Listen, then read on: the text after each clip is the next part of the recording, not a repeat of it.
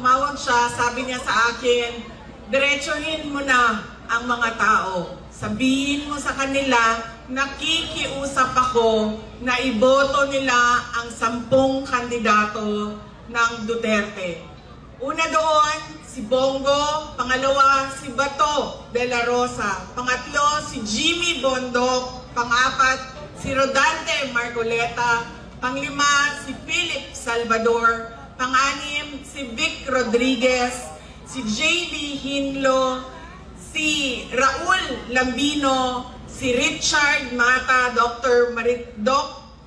Marites Mata. At ang huli ay si Apollo Kibuloy. Ito po ang partido ni Pangulong Duterte, ang PDP o ang Duterte, ang 10 senador ng Duterte.